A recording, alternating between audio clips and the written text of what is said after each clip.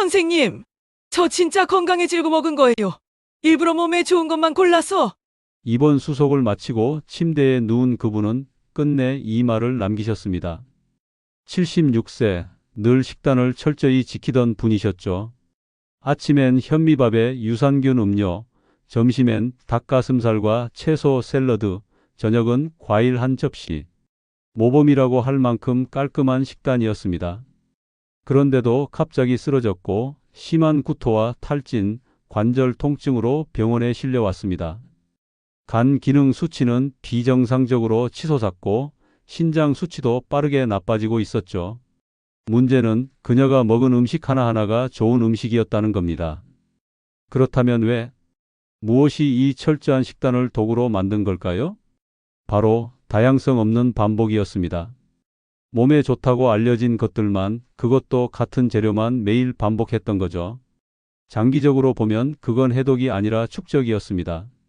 좋다는 말만 믿고 매일 똑같은 걸 섭취하면 몸은 어느 순간부터 피로를 호소하기 시작합니다. 놀라운 건 병원에 입원하신 시니어 환자들 중에도 이런 좋은 식단을 철저하게 지켜오신 분들이 꽤 많다는 겁니다. 그렇다면 정말 우리가 알고 있는 건강식품은 다 믿어도 되는 걸까요? 지금부터 제가 좋은 줄 알고 먹었지만 오히려 병을 유발할 수 있는 식품 리스트 5가지를 하나씩 알려드리겠습니다. 들어보시고 여러분의 식단을 꼭 한번 점검해 보시기 바랍니다.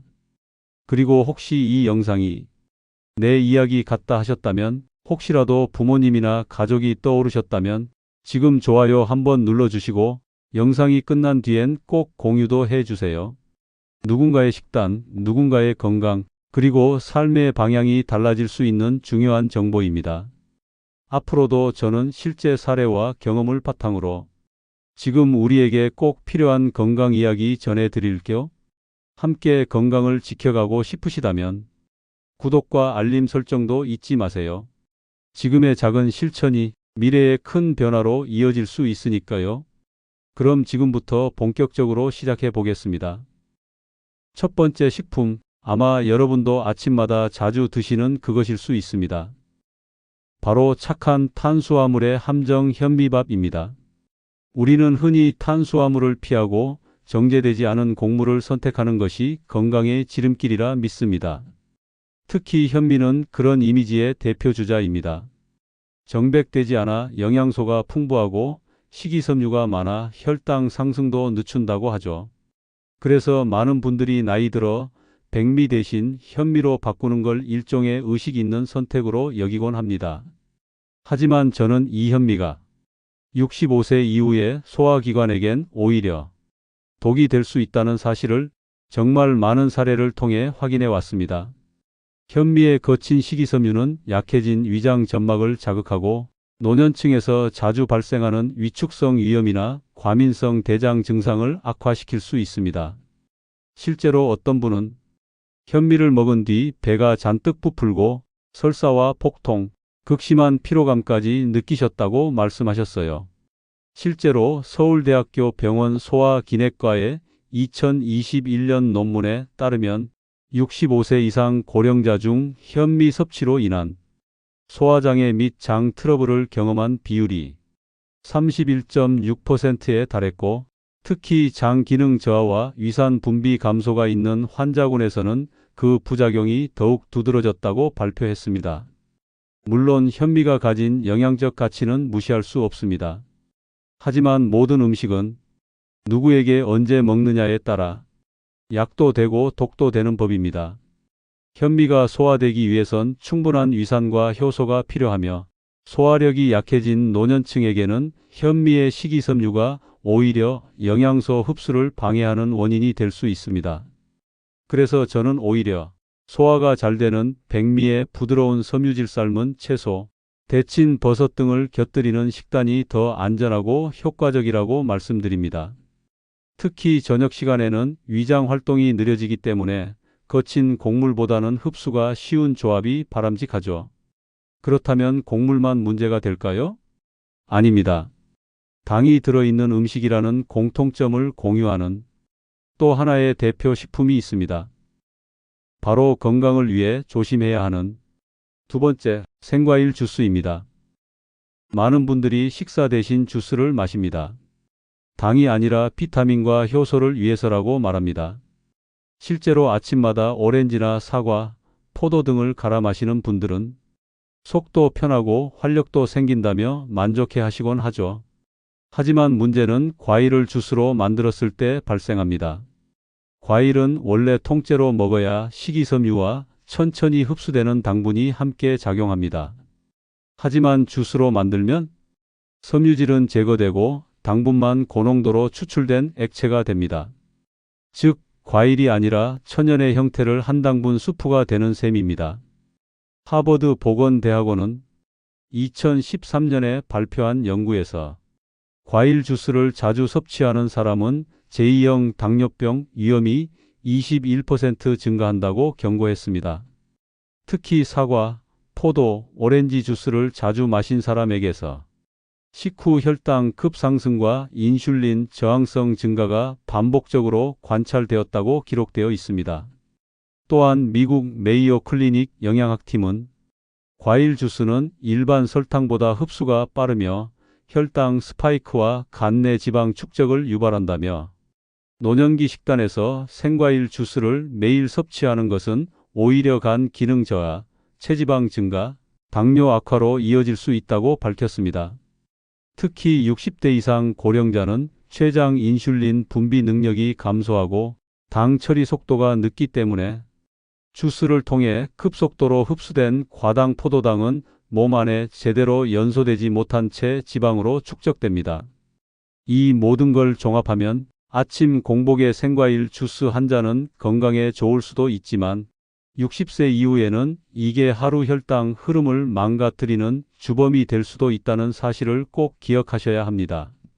저는 진료 중에도 자주 이런 말씀을 드립니다. 주스는 비타민이 아니라 빠른 당입니다. 과일은 갈아 마시는 게 아니라 씹는 것이 가장 안전한 섭취법입니다. 우리는 건강에 좋다는 말을 들으면 좋은 것일수록 많이 먹을수록 더 좋다는 착각에 빠지기 쉽습니다. 앞에서 말씀드린 생과일 주스도 그렇죠. 겉보기엔 건강식이지만 그 안의 성분을 들여다보면 몸에 부담이 되는 당분의 집합이기도 했습니다. 그런 점에서 세 번째, 마시는 유산균. 역시 비슷한 오류에 빠지기 쉬운 대표적인 식품입니다. 장 건강에 좋다며 마트에서 매일같이 구매하는 유산균 음료. 광고에선 면역력 강화, 배변 개선, 소화 촉진을 강조하지만 과연 그 말이 그대로 우리 몸에 적용될까요? 정답부터 말씀드리겠습니다. 고령자일수록 마시는 유산균은 장 건강에 도움이 되지 않을 수 있습니다. 그 이유는 단 하나, 유산균보다 먼저 들어오는 당분과 첨가물이 더 크기 때문입니다. 서울대학교 식품영양학과와 식약처 공동연구팀은 2021년 시판 유산균 음료 25종을 분석해 다음과 같은 충격적인 결과를 발표했습니다. 전체 제품의 72%는 1회 섭취만으로도 WHO가 정한 1일 당류 섭취 기준량의 절반 이상을 초과하며 대부분이 정제당액 쌍과당 합성 감미료 착향료를 다수 포함하고 있었다. 특히 노년층이 선호하는 100ml 미니병 제품들은 한 병에 평균 12에서 14g의 당분이 포함되어 있었으며 이는 소주 반잔 분량의 포도당을 공복에 들이붓는 셈이라고 연구진은 경고했습니다. 여기에 더 큰 문제는 실제로 장에 도달하는 유산균의 수가 매우 적다는 점입니다. 하버드 의대 소화기 내과 연구팀은 셀 호스트 앤드 마이크로브에 발표한 논문에서 이렇게 설명합니다. 경구 유산균은 위산에 의해 90% 이상이 사멸되며 살아서 장까지 도달하는 균주는 일부 제품에 한정된다. 특히 당과 함께 섭취될 경우 장내 기존 유익균의 다양성을 오히려 억제할 수 있다. 즉, 유산균을 마신다는 건 좋은 균을 넣는다는 개념보다 단맛을 위해 장 환경을 교란시킬 수도 있는 외부 물질을 넣는 것에 가까울 수 있습니다. 더욱이 고령자는 장내 점막 기능이 약하고 소화 효소의 분비가 줄어든 상태이기 때문에 유산균이 장에 착상하는 비율 자체가 젊은 층보다 현저히 낮습니다. 게다가 많은 분들이 유산균은 아침 공복에 마셔야 효과가 좋다고 믿지만 공복 상태의 강한 위산 환경은 유산균을 빠르게 사멸시키는 요인이기도 합니다. 따라서 아무 생각 없이 유산균 음료를 아침에 한 병 들이키는 습관은 몸에는 단맛만 남고 유익균은 거의 흡수되지 못하는 무의미한 행동이 될 수 있습니다. 그렇다면 유산균은 어떻게 섭취하는 것이 가장 효과적일까요? 가장 권장되는 방식은 설탕 감미료가 없는 고함량 캡슐 유산균을 식후에 섭취하는 것입니다. 이때 식사는 섬유질이 풍부한 채소와 함께 먹으면 유익균의 생존율과 장내 정착률이 높아집니다. 실제로 서울 아산병원 소화기내과의 장내균총 연구에 따르면 장 정착률이 높은 프로바이오틱스는 반드시 섬유질과 함께 섭취해야 한다고 명시하고 있으며 설탕이 포함된 유산균 음료는 장내 불균형한 산성 환경을 만들어 기존 유익균 생장을 방해한다고 경고하고 있습니다. 그리고 이건 저의 임상 경험상 자주 목격한 일이기도 합니다. 예를 들어 유산균 음료를 1년 넘게 매일 챙겨 마셨던 68세의 한 어르신이 계셨는데요. 오히려 시간이 지날수록 복부 팽만과 변비, 트림 같은 소화 불편이 자주 생겨서 걱정이 많아졌다고 하셨습니다. 유산균을 줄이고 대신 섬유질 기반 식사와 프로바이오틱스 캡슐로 전환한 뒤 3주 만에 증상이 개선되었고 수면 상태와 식욕도 눈에 띄게 나아졌습니다. 정리하면 마시는 유산균 음료는 당분이 많고 실제 유산균 생존율은 매우 낮습니다. 고령자는 위산이 강한 공복 섭취보다 식후 식이섬유와 함께 유산균 캡슐을 섭취하는 방식이 훨씬 효과적입니다. 당이 많은 유산균 음료는 장 건강을 돕기는커녕 오히려 장내균총 균형을 무너뜨릴 수 있습니다. 우리는 음식 하나하나를 건강하다, 나쁘다라는 이분법으로 판단하기 쉽습니다. 하지만 지금까지 말씀드린 것처럼 음식은 언제, 어떻게, 누구에게 적용되느냐에 따라 완전히 다른 결과를 만들어냅니다. 앞서 말씀드린 마시는 유산균처럼 좋은 줄 알고 매일 먹었지만 오히려 속을 망친 경우가 있다면 이번엔 반대로 좋은 줄 알고 매일 안 먹는 걸로 버텼다가 몸이 무너진 사례가 있습니다. 다음으로 이어지는 식품은 단백질만 챙기면 건강할 줄 알았던 식단에서 오히려 만성 피로와 근육 저하를 유발했던 또 하나의 착한 음식입니다. 바로 네 번째, 닭가슴살만 먹는 다이어트 식단입니다. 선생님, 단백질 충분히 챙겨 먹었어요. 닭가슴살 하루에 2번씩 꼭 먹었고요. 이건 진료실에서 정말 많이 듣는 말입니다. 특히 건강 정보에 민감한 분들, 중년 이후 체중 감량을 시도하는 분들에게서 거의 공통적으로 나오는 말입니다. 닭가슴살은 저지방 고단백의 대표 식품입니다. 그래서 살은 빼고 단백질은 보충하겠다는 다이어트 식단의 상징처럼 쓰이죠. 하지만 그 닭가슴살만 먹는 식단이 오히려 피로, 근육 소실, 우울감의 원인일 수 있다는 사실 알고 계셨나요? 하버드 의과대학 영양학과의 2019년 발표에 따르면 단백질 공급원이 지나치게 단일화되거나 지방, 비타민, 미네랄을 무시한 식단은 노년층에서 만성 피로, 근육 감소증, 집중력 저하로 이어질 수 있다고 밝혔습니다. 특히 닭가슴살은 철분, 비타민 A, D, 오메가3, 햄철 등이 거의 없습니다. 지방이 없다는 점이 장점처럼 보이지만 바로 그 지방의 결핍이 노년기에 중요한 호르몬 대사와 뇌 기능에 문제를 일으킬 수 있습니다. 서울 아산병원 노인의학과 2021년 보고서에서도 고령자에게 지방 결핍은 면역력 저하와 호르몬 불균형을 유발하고 장기적으로는 우울증과 수면장애 발생 위험을 높인다고 경고합니다. 단백질만 있고 뇌에 에너지를 줄 지방이 없는 식단은 기억력 감퇴, 기분 저하, 식욕 저하와 같은 만성적 신경 피로 상태를 초래할 수 있습니다. 실제로 72세 여성 환자 한 분은 간단히 먹을수록 몸이 편하다며 하루 2끼 닭가슴살과 방울토마토만으로 식사를 이어가다 3개월 뒤 빈혈, 근육 소실, 손발 저림 증상으로 병원을 찾으셨습니다. 혈액 검사 결과는 철분 결핍, 비타민 D 부족, 갑상선 기능 저하 등이 함께 나타났습니다. 그분은 매일 운동했고 나름 건강 챙겼다고 하셨지만 실제로는 영양 과소 상태에 빠져 있었던 겁니다. 그렇다면 단백질은 어떻게 먹는 게 맞을까요? 단백질은 양도 중요하지만 질과 균형이 훨씬 더 중요합니다.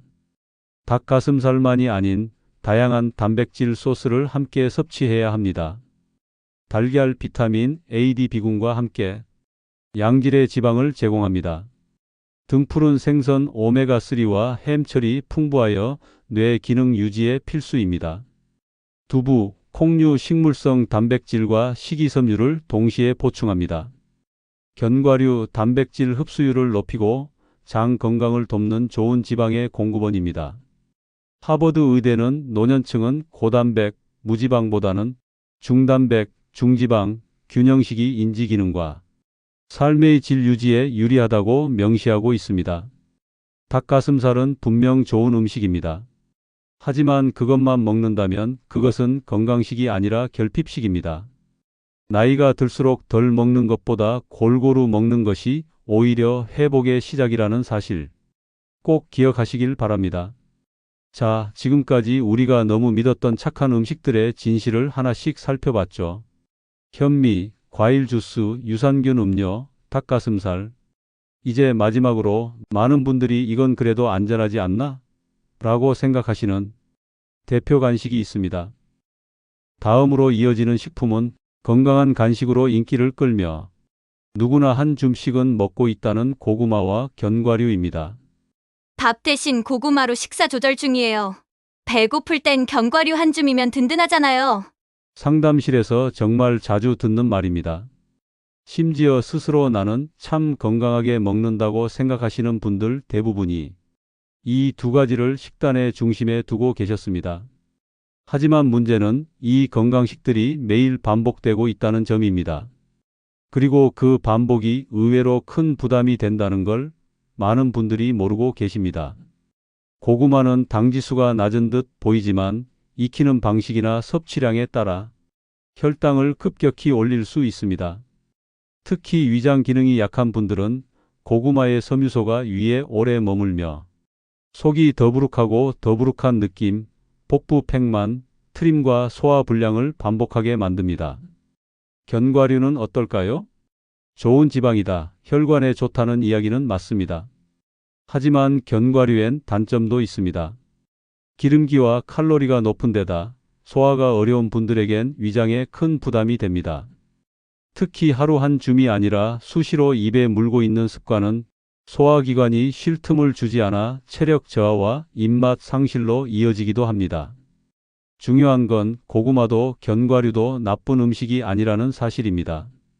문제는 너무 자주 너무 많이 먹고 있다는 데 있습니다. 몸이 필요로 하지 않는 순간까지 계속 먹는다는 거죠.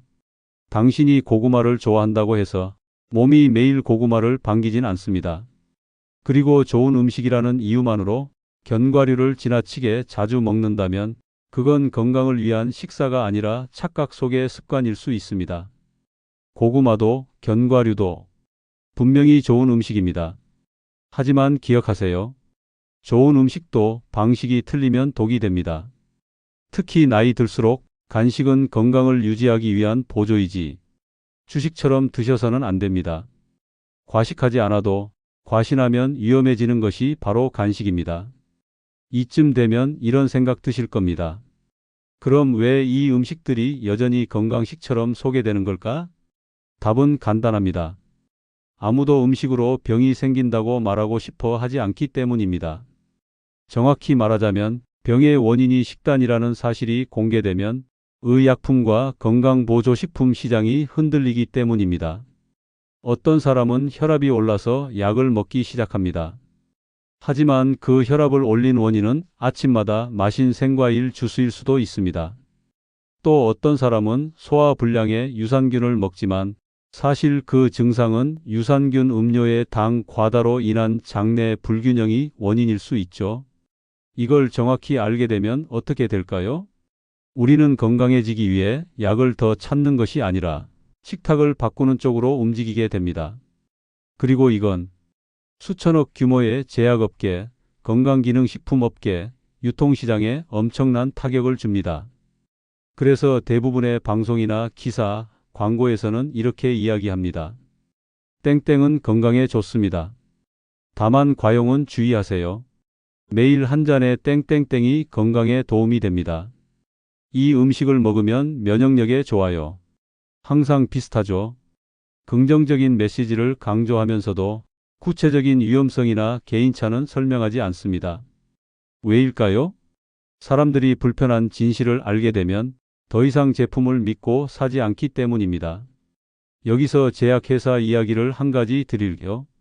실제로 미국 내 건강식품 광고에 대한 분석 보고서에 따르면 상위 50개 건강기능식품 브랜드 중 28개는 제약회사 또는 제약 유통자회사를 통해 판매되고 있다는 결과가 있습니다. 즉, 약을 파는 회사가 건강식품도 판다는 것이죠.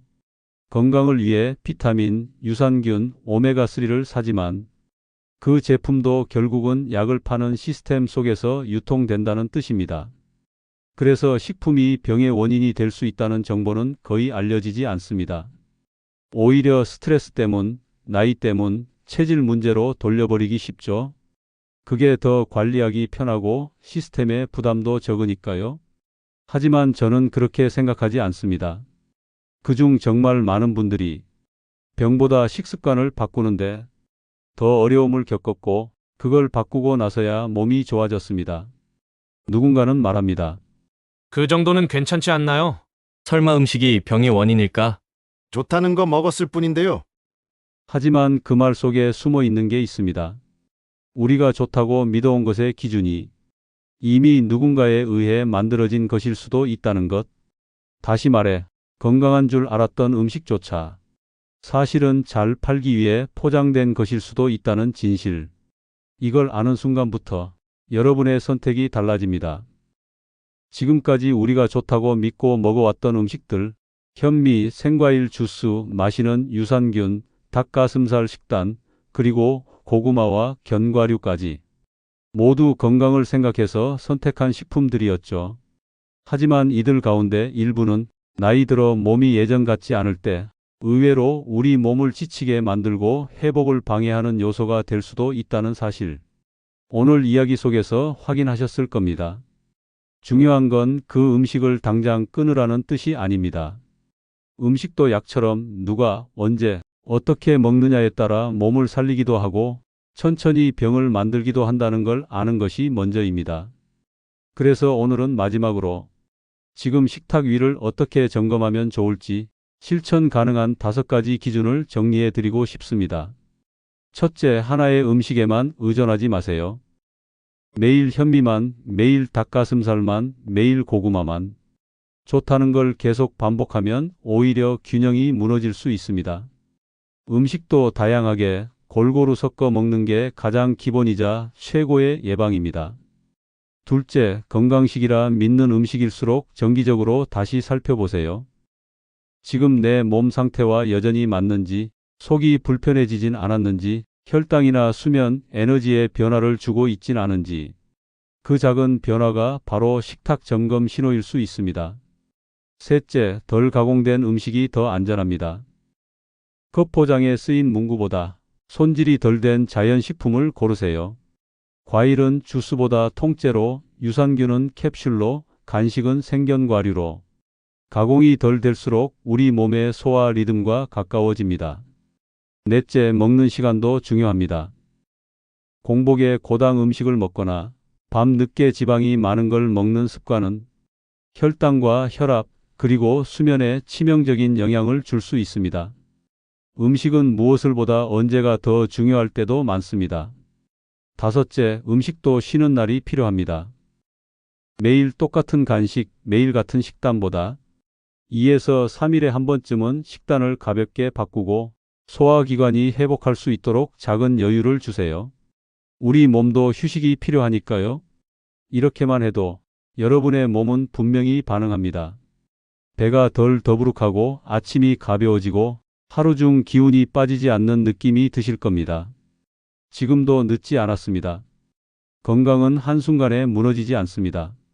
그렇기에 회복도 조금씩 그러나 확실하게 시작될 수 있습니다. 제가 평생 진료실에서 가장 많이 들었던 말이 있습니다. 그땐 몰랐어요. 그게 그렇게 큰 영향인 줄은 정말 몰랐어요. 하지만 지금 여러분은 알고 계십니다. 그리고 선택할 수 있습니다. 그 한 끼, 그 간식, 그 습관 하나를 다르게 할 수 있다는 걸요. 건강은 결국 특별한 약이 아니라 매일의 식사에서 시작되는 회복의 힘입니다. 혹시 오늘 이 영상이 도움이 되셨다면 좋아요 한번 눌러주시고 지금 댓글로 나는 무엇을 바꾸겠다는 다짐 하나 남겨주세요. 그 작은 기록이 여러분의 건강을 지켜주는 출발점이 될 수 있습니다. 그리고 같은 고민을 가진 누군가에게 또 하나의 길잡이가 될 수 있습니다. 오늘도 이렇게 끝까지 함께해 주셔서 정말 고맙습니다. 지금 이 순간에도 여러분의 식탁이 다시 건강을 되찾아주는 가장 강력한 약이 되길 진심으로 바랍니다. 감사합니다.